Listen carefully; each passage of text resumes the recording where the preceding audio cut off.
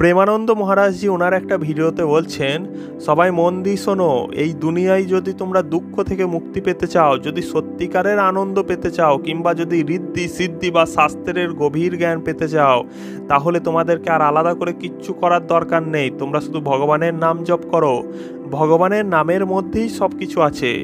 যে ব্যক্তি ভগবানের নাম জপ করে তার ভেতরে সব শক্তি জাগ্রত হয়, শরীরের সব খারাপ অভ্যাস, রোগ বিকারের ওপর সে জয়ী হয়।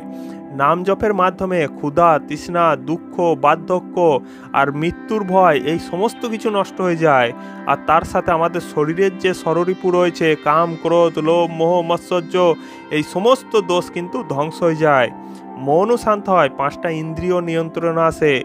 নাম জপী মানুষকে কেউ কখনো ভয় দেখাতে পারে না, এমনকি কোনো কিছুতেই সে ভীতু হয় না। শাস্ত্রে এমন কথা উল্লেখ আছে, তেল ছাড়া যেমন প্রদীপ জ্বলতে পারে না, তেমনি হরিভজন ছাড়া, ভগবানের নাম জপ ছাড়া মানুষের জীবন একেবারে অন্ধকারময়, নিরর্থক, রসহীন জীবন। সবচেয়ে বড় পুরুষার্থ হলো, সবচেয়ে বড় সাধনা হলো তোমার জিহ্বায় সর্বদা ভগবানের নাম জপ বেজে চলুক। ধরো কেউ একেবারে নীচ ব্যক্তি, সমাজ থেকে বহিষ্কৃত ব্যক্তি, পাপী ব্যক্তি, সেও যদি ভগবানের নাম জপ শুরু করে, তবে সে আস্তে আস্তে সম্মানীয় ব্যক্তি হয়ে উঠবে, সবার শ্রদ্ধার পাত্র সে হয়ে উঠবে। এমনকি সেই ব্যক্তির সমস্ত পাপ আস্তে আস্তে নষ্ট হয়ে যাবে। এমনকি বলছে, যদি চণ্ডালের মুখেও ভগবানের নাম জপ থাকে, তাহলে সে হচ্ছে পৃথিবীর সব থেকে শ্রেষ্ঠতম ব্যক্তি। সে পৃথিবীর শ্রেষ্ঠতম ব্যক্তি মানুষের কাছে না হলেও ভগবানের কাছে হয়ে যায়। কারণ যার মুখে ভগবানের নাম থাকে, সে যেন সব তপস্যা করেছে, সব যজ্ঞ করেছে, সব তীর্থ স্নান সে করেছে, সদাচার পালন করছে, এমনকি সমস্ত বেদ সে পড়ে ফেলেছে। এই সমস্ত কাজগুলো করলে যে ফল লাভ হবে, যে পুণ্য লাভ হয়, সেই লাভ একজন নাম জপকারীর কাছে সব কিছু সে পেয়ে যায়। ঠিক আছে, তো প্রেমানন্দ মহারাজ এটাই বলছে যে সেই জন্য সমস্ত ঋষিমুনিরা, শাস্ত্র আর ভগবানের বড় বড় ভক্তরা, এরা একটাই মত এদের, যে নিরন্তর ভগবানের নাম জপ মানুষের সবচেয়ে বড় সাধনা আর সবচেয়ে বড় লক্ষ্য হওয়া উচিত। কারণ এর মাধ্যমেই মানুষ আসল আনন্দ পেতে পারে, মানুষ তার সমস্ত চাওয়া পাওয়া পূরণ করতে পারে। তো বন্ধুরা, তোমরা যদি চাও তোমাদের কোনো ইচ্ছাকে পূরণ করতে, এবং তোমাদের যদি সেই ইচ্ছা সৎ ইচ্ছা হয়, ঠিক আছে, এর ফলে যদি মানুষের বা তোমার নিজের কোনো ক্ষতি না হয় সেই ইচ্ছার ফলে, তাহলে ভগবান তোমার সেই ইচ্ছা পূরণ করবে। কিন্তু তার জন্য তোমাকে কি করতে হবে না, ভগবানকে ডাকতে হবে, নিরন্তর ডেকে চলতে হবে।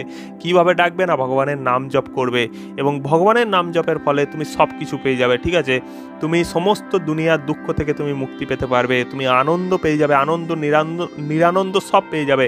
এমনকি যে ঋদ্ধি সিদ্ধিগুলো হয়, যেগুলোর মাধ্যমে অনেক বড় বড় ঋষিমণিরা, সাধুসন্তরা বিভিন্ন রকম কেরামতি দেখায়, সেই সমস্ত ঋদ্ধি সিদ্ধি, জাদুবল, সেই সমস্ত কিছু পেয়ে যাবে। এমনকি পাবে গভীর জ্ঞান, যেটা অনেক বড় বড় বিজ্ঞানী, অনেক বড় বড় ঋষিমণিরা অনেক তপস্যার ফলে অর্জন করে।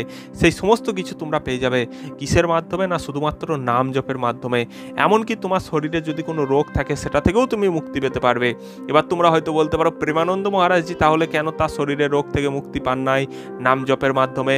তো প্রেমানন্দ মহারাজজি ওনার একটা ভিডিওতে এই নিয়ে বলেছেন যে মূষা মারার জন্য আমি ব্রহ্মাস্ত্র কেন ইউজ করব। ঠিক আছে, তিনি বলছেন, এই যে শরীর আমার রয়েছে, এটা তো একদিন নষ্ট হয়েই যাবে, আর আমি তো কিডনি খারাপ হওয়ার সত্ত্বেও, তিনি বলছেন আমার কিডনি খারাপ হওয়ার সত্ত্বেও আমি তো ভালোই আছি, আমি তো এইভাবেই চলে যাচ্ছে, ভগবান আমাকে বাঁচিয়ে রেখেছে। তাহলে আমি যে এই নাম জপ করেছি, এত নাম জপের যে ফল, সেটাকে আমি শুধুমাত্র আমার এই শরীরটাকে বাঁচানোর জন্য আবার লাগিয়ে দেবো? কারণ এই শরীরটা তো একদিন নষ্ট হয়ে যাবে, তাহলে আমার যে নাম জপের ফলে আমি যে পুণ্যটা কামিয়েছি, সেটা কেন নষ্ট করব? তো সেটাই প্রেমানন্দ মহারাজজি এখানে বলছেন। আর এটাও সত্যি যে প্রেমানন্দ মহারাজজি কেনই বা তার নাম জপের শক্তি ইউজ করবে তার শরীরকে ঠিক করার জন্য?